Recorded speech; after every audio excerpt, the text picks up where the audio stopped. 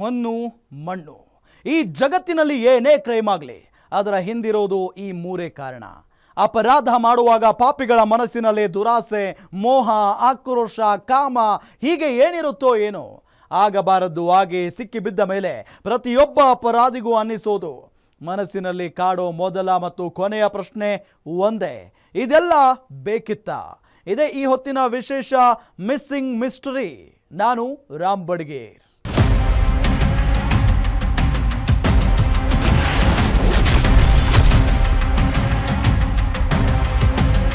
ಒಂದು ವಾರದ ಅಂತರದಲ್ಲಿ ಕರ್ನಾಟಕದಲ್ಲಿ ಇಬ್ಬರು ಕೇರಳದ ಯುವತಿಯರು ಪ್ರವಾಸಕ್ಕೆ ಅಂತ ಬಂದು ನಾಪತ್ತೆಯಾಗಿದ್ದಾರೆ. ಮೊದಲು ಕೊಡಗಿನಲ್ಲಿ ಕೇರಳದ ಯುವತಿ ನಾಪತ್ತೆಯಾಗಿದ್ಲು. ಸುಮಾರು 4 ದಿನ ಹುಡುಕಾಟದ ಬಳಿಕ ಆಕೆಯನ್ನ ಪತ್ತೆ ಹಚ್ಚಲಾಗಿತ್ತು. ಇದಾದ 2ನೇ ದಿನವೇ ಚಿಕ್ಕಮಗಳೂರಿನಲ್ಲಿ ಕೇರಳದ ಮತ್ತೊಬ್ಬ ಯುವತಿ ನಿಗೂಢವಾಗಿ ಕಣ್ಮರೆಯಾಗಿದ್ದಾಳೆ. ಹೀಗಾಗಿ ಹಲವು ಅನುಮಾನಗಳು ಎದ್ದಿವೆ. ಅದರ ಕಂಪ್ಲೀಟ್ ಡೀಟೇಲ್ಸ್ ಇಲ್ಲಿದೆ.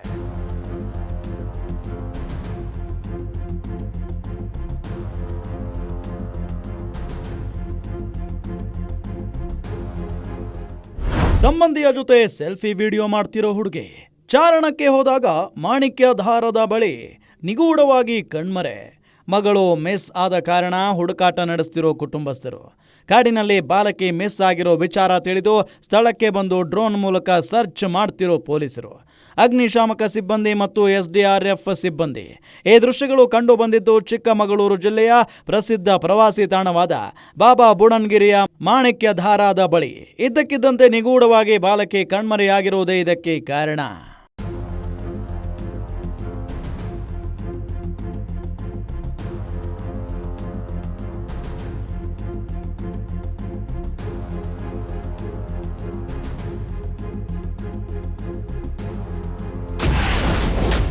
ಪ್ರವಾಸಕ್ಕೆ ಬಂದು ಕೊಡಗಿನ ಹೋಮ್ ಸ್ಟೇನಲ್ಲಿ ವಾಸ. ಚಾರಣಕ್ಕೆ ತೆರಳಿ ದಾರಿ ತಪ್ಪಿದ್ದಳು ಕೇರಳದ ಯುವತಿ. ಈ ಫೋಟೋದಲ್ಲಿರೋ ಯುವತಿಯ ಹೆಸರು GS ಶರಣ್ಯ ಅಂತ. ಮೂಲತಃ ಕೇರಳದ ನಿವಾಸಿ. ಈಕೆ ಪ್ರವಾಸಕ್ಕೆ ಅಂತ ಬಂದು ನಾಪೋಕ್ಲು ಅರಣ್ಯ ವ್ಯಾಪ್ತಿಯ ಹೋಮ್ ಸ್ಟೇನಲ್ಲಿ ತಂಗಿದ್ದಳು. ಕೊಡಗಿನ ಪ್ರಸಿದ್ಧ ಪ್ರವಾಸಿ ತಾಣವಾದ ತಡಿಯಂಡಮೋಳ್ ಬೆಟ್ಟಕ್ಕೆ ಚಾರಣಕ್ಕೆ ಹೋಗಿದ್ಲು. ಹೀಗೆ ಚಾರಣಕ್ಕೆ ಹೋದ ಯುವತಿ ದಾರಿ ತಪ್ಪಿದ್ಲು. ಬೆಟ್ಟಕ್ಕೆ ಹೋದಾಕೆ ಮರಳಿ ಬರಲು ದಾರಿ ಕಾಣದೆ ಕಂಗಾಲಾಗಿ ಹೋಗಿದ್ಲು. ಆದ್ರೆ ಸಮಯ ಪ್ರಜ್ಞೆ ಮೆರೆದ ಯುವತಿ ತಾನು ತಂಗಿದ್ದ ಹೋಮ್ ಸ್ಟೇನವರಿಗೆ ತಾನು ದಾರಿ ತಪ್ಪಿರುವುದಾಗಿ ಸಂದೇಶ ಕಳಿಸಿದ್ಲು. ಯಾವಾಗ ಹೋಮ್ ಸ್ಟೇ ಮಾಲೀಕರಿಗೆ ವಿಚಾರ ಗೊತ್ತಾಯಿತು, ಅವರು ಪೊಲೀಸರಿಗೆ ಮಾಹಿತಿ ನೀಡಿದ್ರು. ಅಲ್ಲಿಂದ ಮುಂದೆ ಯುವತಿಗಾಗಿ ಹುಡುಕಾಟ ಶುರುವಾಗಿತ್ತು.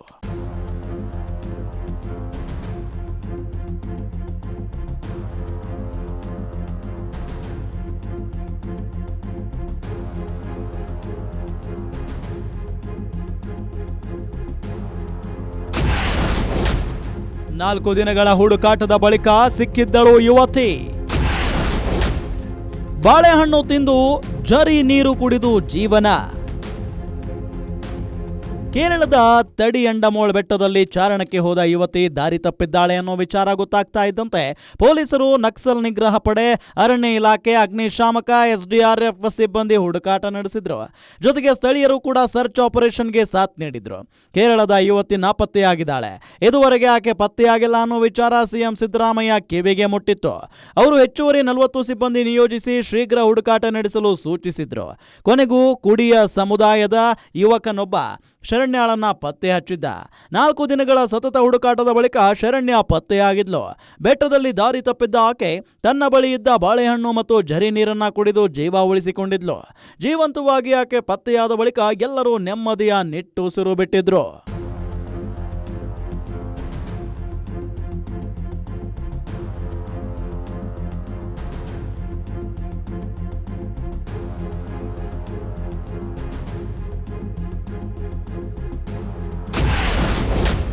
ಆಗ ಶರಣ್ಯ, ಈಗ ನಂದನ ನಿಗೂಢವಾಗಿ ಕಣ್ಮರೆ. ಮಿಸ್ ಆಗೋ ಮೊದಲು ನೀಡಿದ್ಲು ಸೆಲ್ಫಿಗೆ ಪೋಸ್. ಸತತ 4 ದಿನದ ಹುಡುಕಾಟದ ಬಳಿಕ ಭಾನುವಾರ ಶರಣ್ಯ ಪತ್ತೆಯಾಗಿದ್ದಳು. ಇದಾದ ಕೇವಲ 2 ದಿನಕ್ಕೆ ಚಿಕ್ಕಮಗಳೂರಿಗೆ ಪ್ರವಾಸಕ್ಕೆಂದು ಬಂದಿದ್ದ ಕೇರಳದ ಪಾಲಕ್ಕಾಡ್ ಮೂಲದ ನಂದನಾ ಅನ್ನೋ ಬಾಲಕಿ ಕಾಣೆಯಾಗಿದ್ದಾಳೆ. ಚಿಕ್ಕಮಗಳೂರಿನ ಬಾಬಾ ಬುಡನ್ಗಿರಿ ಬಳಿಯ ಮಾಣಿಕ್ಯಧಾರ ಫಾಲ್ಸ್ಗೆ ತಮ್ಮ ಕುಟುಂಬದ ಇತರ 40 ಸದಸ್ಯರ ಜೊತೆ ಆಕೆ ಪ್ರವಾಸಕ್ಕೆ ಬಂದಿದ್ಲು. ಹೀಗೆ ಪ್ರವಾಸಕ್ಕೆ ಬಂದ ವೇಳೆ ಆಕೆ ನಿಗೂಢವಾಗಿ ನಾಪತ್ತೆಯಾಗಿದ್ದಾಳೆ. ವಿಚಿತ್ರ ಅಂದ್ರೆ ಆಕೆ ನಾಪತ್ತೆಯಾಗುವ ಮೊದಲು ತನ್ನ ಸಂಬಂಧಿಯ ಜೊತೆ ಸೆಲ್ಫಿ ವಿಡಿಯೋಗೆ ಪೋಸ್ ಕೊಟ್ಟಿದ್ದಾಳೆ. ಸೆಲ್ಫಿ ವಿಡಿಯೋಗೆ ಪೋಸ್ ಕೊಟ್ಟವಳು ನಿಗೂಢವಾಗಿ ಕಣ್ಮರೆಯಾಗಿದ್ದಾಳೆ. ಕಣ್ಮರೆಯಾದ ಯುವತಿಗಾಗಿ ಹುಡುಕಾಟ ನಡೆಸುತ್ತಿದ್ದೇವೆ, ಪೋಷಕರಿಂದ ದೂರು ಪಡೆದು ಮಿಸ್ಸಿಂಗ್ ಕೇಸ್ ದಾಖಲಿಸಿದ್ದೇವೆ ಅಂತ ಚಿಕ್ಕಮಗಳೂರು ಎಸ್ಪಿ ಜಿತೇಂದ್ರ ಕುಮಾರ್ ದಯಾಮ ಮಾಹಿತಿ ನೀಡಿದ್ದಾರೆ. ಶ್ರೀನಂದ ಅಂತ 15 ವರ್ಷದ ಹುಡುಗಿ ಪೇರೆಂಟ್ಸ್ ಜೊತೆ ಪಾಲಕ್ಕಾಡ್ ಡಿಸ್ಟ್ರಿಕ್ಟ್ ಕೇರಳ ರಾಜ್ಯದಿಂದ ನಮ್ಮ ಚಿಕ್ಕಮಗಳೂರಿಗೆ ಬಂದಿದ್ದಾರೆ. ನಿನ್ನೆ ರಾತ್ರಿ ಅವರು 5:30ಗೆ ಸಂಜೆ ಮಾಣಿಕ್ಯಧಾರ ಪಾಪ್ಯುಲರ್ ಟೂರಿಸ್ಟ್ ಸ್ಪಾಟ್ಗೆ ನೋಡಕ್ಕೆ ಹೋಗಿದ್ದಾರೆ. ಇಲ್ಲಿಂದ parents realise that she was missing and ನಮ್ಮ IDPಟ ಪೊಲೀಸ್ ಔಟ್ ಪೋಸ್ಟ್ಗೆ ಇಂಟಿಮೇಟ್ ಮಾಡಿದ್ದಾರೆ. 8:10ವರೆಗೆ ನಿನ್ನೆ ಸಂಜೆ 9:30ಗೆ ಫಾರೆಸ್ಟ್ ಮತ್ತೆ ಪೊಲೀಸ್ದು ಒಂದು ಸರ್ಚ್ ಟೀಮ್ ಮಾಡಿ ಸುತ್ತಮುತ್ತ ಏರಿಯಾಗೆ ಪೂರ್ತಿ ಕಾಂಬಿಂಗ್ ಮಾಡಿಸಿದೀನಿ. ಮತ್ತೆ ಆಮೇಲೆ ಥರ್ಮಲ್ ಡ್ರೋನ್ ಕ್ಯಾಮ್ರಾ ಫಾರೆಸ್ಟ್ ಇಂದ ತಗೊಂಡು ಮತ್ತೆ ಪೂರ್ತಿ ಸರ್ಚ್ ಮಾಡಿದ್ದೀನಿ. ಈಗ search is continue and we are searching for her. ಈಗ SDRFದು ಒಂದು ಟೀಮ್ ಕೂಡ ಬಂದಿದೆ, ಜೊತೆಗೆ ಸರ್ಚ್ ಮಾಡ್ತಾ ಇದ್ದೀವಿ. ಈಗ more than 60 people are doing the active search duty only. Parents ಇಂದ ಒಂದು ಕಂಪ್ಲೇಂಟ್ ತಗೊಂಡು ಮಿಸ್ಸಿಂಗ್ ಕೇಸ್ ರಿಜಿಸ್ಟರ್ ಮಾಡಿದ್ದಾರೆ. ಇಲ್ಲ, ಇದು ಪ್ರಾಪರ್ ಫ್ಯಾಮಿಲಿ ಟ್ರಿಪ್ ಇತ್ತು. ಚಿಕ್ಕಪ್ಪ ಚಿಕ್ಕಮ್ಮ, ಪೇರೆಂಟ್ಸ್ ಮತ್ತೆ ಗ್ರ್ಯಾಂಡ್ ಪೇರೆಂಟ್ಸ್ ಕೂಡ ಜೊತೆಗೆ ಇದ್ರು.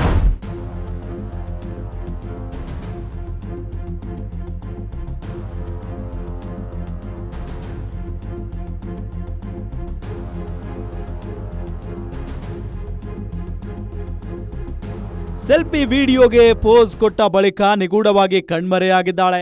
ಅವರ ಪೋಷಕರು ಜೀಪ್ ಹತ್ತಲು ಬಂದಾಗ ಮಗಳು ಕಾಣೆಯಾಗಿರೋ ವಿಚಾರ ಗಮನಕ್ಕೆ ಬಂದಿದೆ. ಪೋಷಕರಿಗೆ ಮಗಳು ಕಣ್ಮರೆಯಾಗಿರೋದು ಗೊತ್ತಾಗಿದ್ದು ಹೇಗೆ, ಅದನ್ನ ಪೊಲೀಸರಿಗೆ ತಿಳಿಸಿದ್ದು ಹೇಗೆ ಅಂತ ಗ್ಯಾರಂಟಿ ನ್ಯೂಸ್ ಚಿಕ್ಕಮಗಳೂರು ಪ್ರತಿನಿಧಿ ಪ್ರತ್ಯಕ್ಷ ವರದಿ ನೀಡಿದ್ದಾರೆ.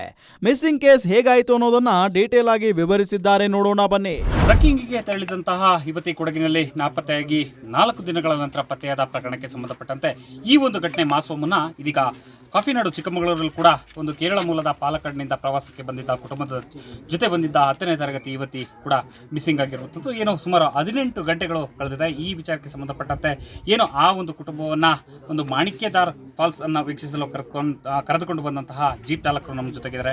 ಅವ್ರನ್ನ ಮಾತಾಡಿಸ್ತಾ ಹೋಗ್ತೇನೆ. ಎಷ್ಟೊತ್ತಿಗೆ ಆ ಕುಟುಂಬ ಇಲ್ಲಿಗೆ ಪ್ರವಾಸಕ್ಕೆ ಬಂತು ಮತ್ತು ಆ ಯುವತಿ ಯಾವಾಗ ನಾಪತ್ತೆಯಾದ್ಲು ಅಂತಕ್ಕಂಥ ವಿಚಾರಕ್ಕೆ ಸಂಬಂಧಪಟ್ಟಂತೆ. ಸರ್ ನಮಸ್ಕಾರ.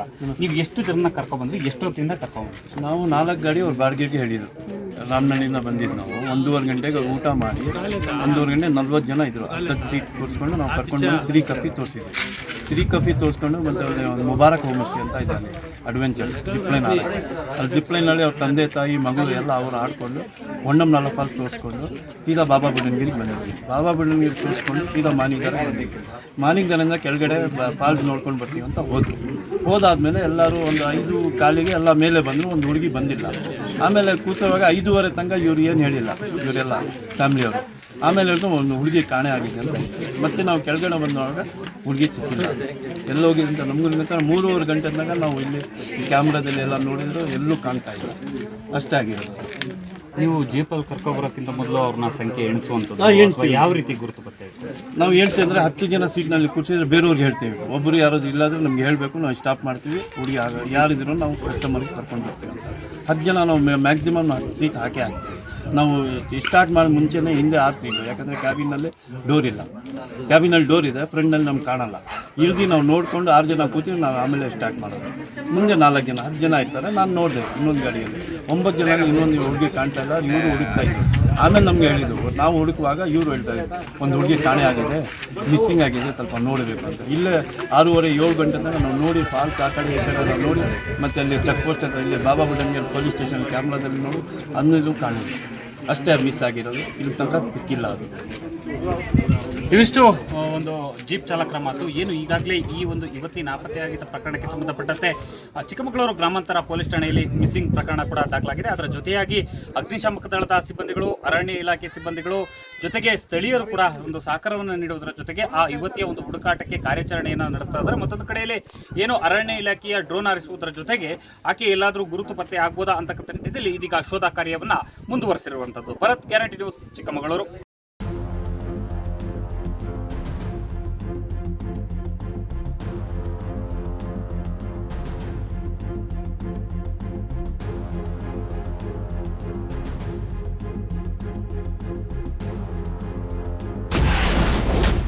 ನಿಗೂಢ ಕಣ್ಮರೆ ಆಕಸ್ಮಿಕವೋ ಉದ್ದೇಶಪೂರ್ವಕವೋ? ಮಿಸ್ಟರಿ ಮಿಸ್ಸಿಂಗ್ ಹಿಂದಿದೆಯಾ ಅದೊಂದು ಕಾಣದ ಕೈ? 5 ದಿನಗಳ ಅಂತರದಲ್ಲಿ ಕರ್ನಾಟಕದಲ್ಲಿ ಪ್ರವಾಸಕ್ಕೆ ಬಂದಿದ್ದ ಕೇರಳದ 2 ಯುವತಿಯರು ಮಿಸ್ ಆಗಿದ್ದಾರೆ. ಕೊಡಗಿಗೆ ಬಂದಿದ್ದ ಶರಣ್ಯ ಚಾರಣಕ್ಕೆ ಹೋಗಿ ಅಲ್ಲಿ ದಾರಿ ತಪ್ಪಿದ್ರು. ಕೊನೆಗೆ 4 ದಿನಗಳ ಹುಡುಕಾಟದ ಬಳಿಕ ಆಕೆ ಪತ್ತೆಯಾಗಿದ್ಲು. ಆಕೆಯ ವಿಚಾರದಲ್ಲಿ ಇದ್ದ ಅನುಮಾನಗಳು ನಿವಾರಣೆಯಾಗಿವೆ. ಆದರೆ ನಂದನಾ ಕೇಸ್ನಲ್ಲಿ ಹಲವು ಅನುಮಾನಗಳು ಎದ್ದಿವೆ. ಅಲ್ಲದೆ ಆಕೆ ಕಾಣೆಯಾಗುವ ಮುನ್ನ ಸಂಬಂಧಿ ಜೊತೆ ಸೆಲ್ಫಿ ವಿಡಿಯೋ ಮಾಡಿದ್ದಾಳೆ. ಇದಾದ ಬಳಿಕ ಆಕೆ ಕಣ್ಮರೆಯಾಗಿದ್ದಾಳೆ. ಹೀಗಾಗಿ ಇದು ಆಕಸ್ಮಿಕವೋ ಉದ್ದೇಶಪೂರ್ವಕವೋ ಅನ್ನೋ ಅನುಮಾನ ಶುರುವಾಗಿದೆ. ಅಲ್ಲದೆ ಮಿಸ್ಸಿಂಗ್ ಕೇಸ್ ಹಿಂದೆ ಕಾಣದ ಕೈಗಳ ಕೈವಾಡ ಇದೆಯಾ ಅನ್ನೋ ಪ್ರಶ್ನೆ ಈಗ ಎದ್ದಿದೆ.